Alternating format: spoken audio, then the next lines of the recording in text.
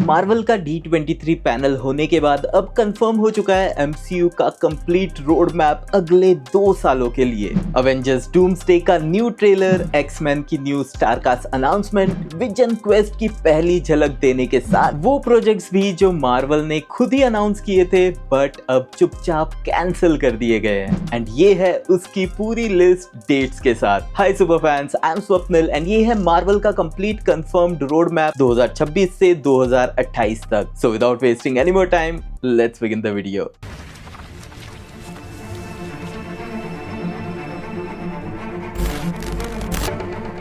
Let's start with इस साल बचे हुए बाकी projects. Avengers end game encore 25 सितंबर को थिएटर्स में वापस आ रही है। अवेंजर्स एंड गेम एक नए नाम के साथ, अवेंजर्स एंड गेम एनकोर। और ये सिंपल री रिलीज नहीं है, इसमें रूसो ब्रदर्स का कस्टम इंट्रोडक्शन है, फिल्म के अंदर नया फुटेज ऐड किया गया है और एंड में एक स्पेशल टैग है जो सीधा डूम्सडे से जुड़ता है। बट एक बात नोटिस कीजिए, वो एंड टैग जो सिर्फ आईमैक्स और डिज्नी के नए इन्फिनिटी विजन फॉर्मेट में ही दिखेगा, नॉर्मल स्क्रीन्स पे नहीं।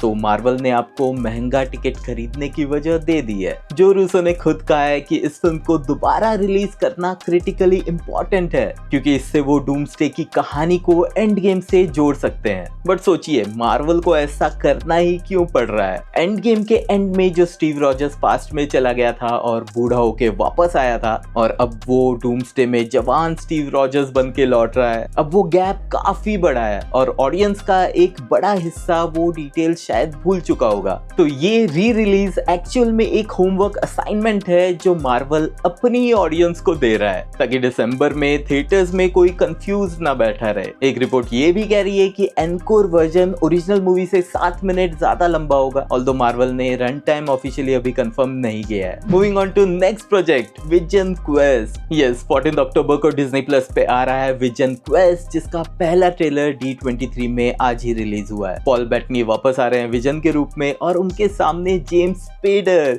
यस, अल्ट्रॉन वापस आ रहा है एज ऑफ अल्ट्रॉन के बाद पहली बार। अब स्टोरी भी ऑलमोस्ट क्लियर हो रही है। रिबूटेड विजन जिसे लोग वेपनाइज करना चाहते थे, उनसे बच के वो छुपा हुआ है और अपनी जिंदगी का नया मतलब ढूंढने के लिए वो अपनी ही प्रोग्रामिंग के अंदर बैठे AI पर्सोनाज से बात करता है। और यही इस शो का सबसे क्लेवर आइडिया है। उन पर्सोनाज में आते हैं फ्राइडे, एडिथ, जार्विस और अल्ट्रॉन। अब सोचिए कितना माइंड बेंडिंग होने वाला है। जार्विस वही है जिससे विजन लिटरली बना था, एडिथ वो सिस्टम है जो टोनी ने पीटर पार्कर के लिए छोड़ा था और अल्ट्रॉन वो है जिसने विजन को बनाया ही इसलिए था कि वो उसकी बॉडी में जा सके। एंड ये लिटरली विजन की थेरेपी है जिसकी उसे काफी जरूरत भी है। और फिर उसकी लाइफ में आता है थॉमस शेफर्ड नाम का एक लड़का जो शायद विजन का रीइंकार्नेट बेटा हो सकता है। कॉमिक्स से रेफरेंस लेते हुए ये कैरेक्टर है टॉमी शेफर्ड, यानी कि स्पीड, वांडा के उन 2 बेटों में से एक, और उसका भाई बिली तो हम ऑलरेडी एगाथा ऑल अलोंग में देख ही चुके हैं। तो मार्वल बिना शोर किए यंग अवेंजर्स की टीम को भी जोड़ते जा रहा है। और एक कंफ्यूजन जो D23 ने सॉल्व किया, कॉमिक कॉन पे फाइगे ने इस शो को वांडा की ट्रिलॉजी का एंड बोला था, जिससे काफी लोग कंफ्यूज हुए थे कि एलिजाबेथ ओल्सन भी इसमें है। अब मार्वल ने ऑफिशियली स्टेटमेंट साफ किए कि ये उस ट्रिलॉजी का लास्ट पार्ट है जो वांडा विजन से शुरू हुई and then Agatha All Along से आगे बढ़ी थी। मतलब इस शो की ट्रिलॉजी खत्म हो रही है, कैरेक्टर की नहीं। Moving on to last project of 2026, Avengers Doomsday. 18 दिसंबर को अवेंजर्स डूम्सडे आएगी और D23 की सबसे बड़ी खबर है इसका फुटेज जो कॉमिक कॉन में सिर्फ हॉल में प्रेजेंट लोगों को दिखाया गया था, अब ये पब्लिकली रिलीज कर दिया गया है YouTube पे। तो ये वीडियो देखने के बाद वो ट्रेलर भी जरूर चेकआउट कर लेना अगर आपने अभी तक नहीं देखा है, क्योंकि उसमें सेंटिनल्स का प्रॉपर पहला रिवील है। और हाँ, टिकट्स भी सेल पे लिखा गया है लेकिन मुझे ऑनलाइन नहीं देखने मिली, मे बी सिर्फ US में। इस फुटेज में हमें सू स्टॉर्म नरेशन करती दिखती है। वो कहती है कि विक्टर हमेशा से ऐसा नहीं था, वो केयरिंग था, काइंड था और कुछ ऐसा हुआ है जिसने उसे इस तरह का बना दिया। मतलब यहाँ ये भी कंफर्मेशन मिलता है कि डूम फैंटास्टिक 4 के ही यूनिवर्स का है और रीड और सू से पहले से जानते थे। अब ये कॉमिक्स वाली डायनामिक सीधी स्क्रीन पे आ रही है क्योंकि कॉमिक्स में डूम की हर चीज की जड़ रीड रिचर्ड्स के अगेंस्ट उसकी नफरत ही है। इसी फुटेज में रीड डूम के सामने घुटनों पे बैठ के चिल्लाता हुआ दिखता है। थॉर उसे वार्न करता है और डूम एक ग्रीन मैजिक से उसे उड़ा देता है। एंड देन एंड में डूम जमीन पे हाथ रख के सेंटिनल्स की पूरी आर्मी खड़ी कर देता है, ये कहते हुए कि सभी दूसरों की चुराई हुई जिंदगियां जी रहे हैं और अब उन्हें वापस करने का टाइम आ गया है। वो लाइन किसके बारे में है, वो जिन्होंने एंड गेम देखी है उन्हें पता ही होगा। एंड इस D23 के स्टेज पे आरडीजे के साथ खड़े थे क्रिस इवेंस और हेली एटविल, मतलब पैगी कार्टर का रोल अब ऑफिशियली कंफर्म हो चुका है। और मार्वल की ऑफिशियल लॉग लाइन में एक लाइन है जो मैं हाईलाइट करना चाहता हूँ। इस फिल्म में 3 अलग अलग यूनिवर्स के हीरोज एक डेडली कोलिजन कोर्स पे आ रहे हैं, मतलब जो 3-वे इंकर्जन वाली थ्योरी थी वो अब थ्योरी नहीं है, वो ऑफिशियल हो चुका है। मूविंग ऑन टू 2027, वो साल जब थिएटर्स में कुछ नहीं है other than December. Starting with Daredevil born again. 2027 मार्च में डिज्नी प्लस पे आनी चाहिए डेयरडेविल बॉर्न अगेन का सीजन 3, और चाहिए इसलिए बोल रहा हूँ क्योंकि मार्वल ने आज तक कोई ऑफिशियल डेट अनाउंस नहीं की है, D23 में भी नहीं। मार्वल टीवी के हेड ब्रैड विंडरबॉम ने मार्च का विंडो बताया है और शूटिंग भी शुरू हो चुकी है, बट डेट अनाउंस होने तक इसे रिपोर्टेड ही मानिएगा। इस सीजन की सबसे इंटरेस्टिंग बात यह है कि चार्ली कॉक्स के डेयरडेविल के साथ क्रिस्टीन रिटर की जेसिका जोन्स, माइक कोल्टर का ल्यूक केज और फिन जोन्स का आयरन फिस्ट चारों वापस आ रहे हैं। मतलब 2017 के बाद पहली बार डिफेंडर्स एक जगह इकट्ठे होंगे और इस बार मार्वल स्टूडियोज के बैनर के under. And moving on to Avengers Secret Wars, क्योंकि इस प्रोजेक्ट के बाद सीधे 17 दिसंबर 2027 को आएगी Avengers Secret Wars multiverse saga का आखिरी चैप्टर। अब यहाँ एक सेकंड रुक जाइए क्योंकि यही इस पूरे रोड मैप की सबसे बड़ी खबर है। 18 दिसंबर 2026 से 17 दिसंबर 2027 के बीच थिएटर्स में मार्वल की एक भी मूवी नहीं है, पूरा एक साल सिर्फ डिज्नी प्लस शो। सोचिए 2021 में मार्वल ने एक साल में 4 मूवीज और 5 शोज निकाले थे और अब एक साल में 0। तो सवाल ये आता है कि ऐसा क्यों हो रहा है। थंडरबोल्ट्स ने $382 मिलियन कमाए और रिव्यूज भी उसके अच्छे थे, फिर भी वो प्रॉफिट में नहीं आई। जब ऐसा होने लगे तो वॉल्यूम कम करना ही सही है, बट इसका मतलब ये भी है कि डूम्सडे और सीक्रेट वॉर्स इन दोनों के ऊपर पूरा स्टूडियो टिका हुआ है। इन दोनों में से अगर एक भी डूब गई तो बीच में बचाने के लिए कुछ नहीं है, बट ऑब्वियसली ये नहीं होने वाला, दोनों मूवीज काफी अच्छा करेंगी। बट आई स्टिल थिंक कि यहाँ पॉसिबिलिटी है एक और मूवी की जो सिमिलर टू जैसे Infinity War and Endgame के बीच में Ant Man and the Wasp and Captain Marvel के लिए था, वैसा ही कुछ हो सकता है यहाँ एक सरप्राइज एंट्री के रूप में। मे बी डॉक्टर स्ट्रेंज का 4th part, because he is missing from all this trailers of doomsday. तो वो कहाँ है, वो शायद डूम्सडे के बाद ही एस्टेब्लिश किया जाए। Next up is a Disney Plus show X Men 97। Yes, TV shows में एनिमेटेड वर्ल्ड का ये 3rd सीजन 2027 में आएगा और चौथा 2028 में, दोनों कंफर्म हो चुका है। मतलब एक ऐसी दुनिया में जहां लाइव एक्शन शोज एक ही सीजन भी नहीं टिक पा रहे, एक कार्टून शो आराम से 4 सीजन चलते जा रहा है। लेट्स मूव ऑन टू 2028 जहां शुरू हो रहा है new MCU with 3 movies. Marvel studios की एक्समैन। अब आती है D23 की सबसे बड़ी अनाउंसमेंट। एक्समैन मूवी 5 मई 2028 को cast and director confirm. Direct कर रहे हैं जेक श्रायर, वही जिन्होंने थंडरबोल्ट्स डायरेक्ट की थी। और स्टेज पे कास्ट एक करके आई सेडी सिंह जीन ग्रे के रूप में,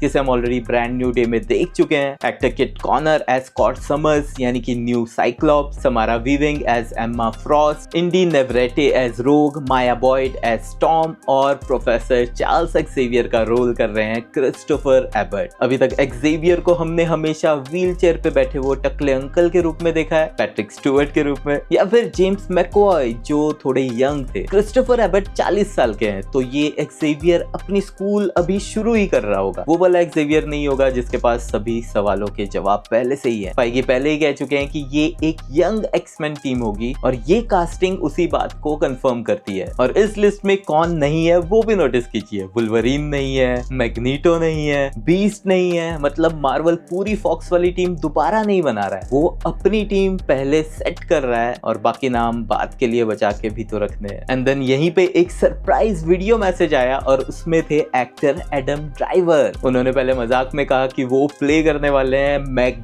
यानी कि मैग्नीटो, और वहीं पे रुक के वो बोले नोप इवन बेटर, और फिर नाम बताया नथानियल मिलबरी का। So this is the biggest reveal जो मैं समझा देता हूँ थोड़ा क्लियरली। कॉमिक्स में नथानियल एसेक्स एक विक्टोरियन एरा का साइंटिस्ट है जो आगे चल के बनता है मिस्टर सिनिस्टर, एक्समैन का सबसे मैनिपुलेटिव विलन जो म्यूटेंट्स के जीन्स के साथ खेलता है, क्लोन्स बनाता है और जनरेशंस तक अपनी चाल चलता रहता है। और डॉक्टर मिलबरी वो एसेक्स का एक पुराना एलियास नेम है जिस नाम के पीछे छुप के वो काम करता है। तो मार्वल ने क्या किया यहाँ, उसका असली फर्स्ट नेम और उसका एलियास नेम जोड़ के एक नया नाम बना दिया, नथानियल मिलबरी। मार्वल ने मिस्टर सिनिस्टर ये नाम स्टेज पे नहीं बोला, तो टेक्निकली ये अभी कंफर्म नहीं है, बट नाम का ये कॉम्बिनेशन कोइंसिडेंस नहीं हो सकता। और यहाँ मेरे एक्समैन मूवीज ब्रेकडाउन वाली सीरीज जिसने देखी है वो लोग एक चीज कनेक्ट कर सकते हैं। फॉक्स की मूवीज में सिनिस्टर को 3 बार टीज किया गया था, 3 बार। एपोकलिप्स में एसेक्स कॉर्पोरेशन के लोग वुल्वरीन का ब्लड ले जाते हैं। द न्यू म्यूटेंट्स की पूरी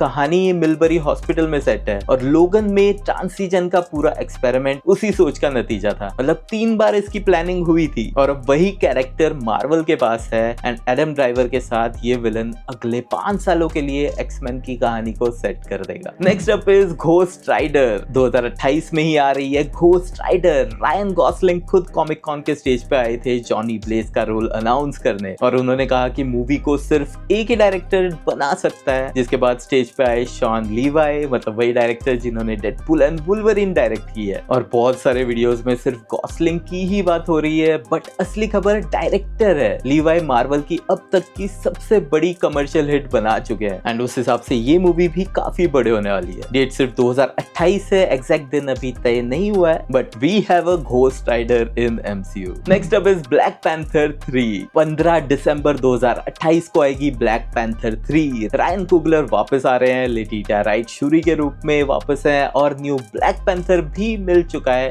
डेविड जॉनसन जो टचाला के बेटे का रोल कर रहे हैं, वही बच्चा जो हमने वकांडा फॉरएवर के पोस्ट क्रेडिट सीन्स में देखा था। बट एक सवाल तो बनता है, वकांडा फॉरएवर में वो बच्चा बहुत छोटा था और 2028 तक वो एडल्ट बन चुका होगा, ये होगा कैसे? हो सकता है सीक्रेट वॉर्स के बाद रियलिटी ही बदल जाए, बट ये सिर्फ एक थ्योरी है, एंड अभी के लिए इतना कंफर्म्ड है, we are getting a new black panther, and that's the end of 2028। Moving on to जो प्रोजेक्ट्स अनाउंस हो चुके हैं बट उनकी डेट्स कंफर्म नहीं है। Number 1 is Nova. Comic con के बाद फाइगी से ये पूछा गया कि मार्वल ने ऑफिशियली इसके बारे में क्या कहा है, तो उनका सिर्फ एक जवाब था कि इट्स अ मूवी, और ये एक बड़ा चेंज है। पहले नोवा एक डिज्नी प्लस शो बनने वाला था जो 2025 में बंद हो गया due to some budget issues. अब वो थिएट्रिकल मूवी बन चुका है। माइकल वॉल्ड्रन इसकी स्क्रिप्ट लिख रहे हैं, और हो सकता है कि वही इसे डायरेक्ट भी करे। ये वही है जिन्होंने लोकी और मल्टीवर्स ऑफ मैडनेस लिखी है। नेक्स्ट प्रोजेक्ट इज शैंग-ची 2 के बारे में जब डेस्टिन डैनियल क्रेटन से पूछा गया तो उन्होंने बोला कि वो एक्टिव डेवलपमेंट में है, लेकिन अभी तक डिलेड है। अगर डायरेक्टर खुद कहे कि डिले उसके हाथ में नहीं है तो इसका मतलब फाइल किसी और के टेबल पे पड़ी है। मार्वल ने ये मूवी आज तक ऑफिशियली अनाउंस नहीं की है, और पहली मूवी को 5 साल हो चुके हैं, बट आई थिंक ये फेज 7 में ही आएगी। एंड फाइनली डेडपूल 4, उसका भी यही हाल है। रायन रेनॉल्ड्स ने रिसेंटली कहा था कि इवेंचुअली एक डेडपूल 4 मूवी भी आएगी और वो काफी ग्रेट होगी, बट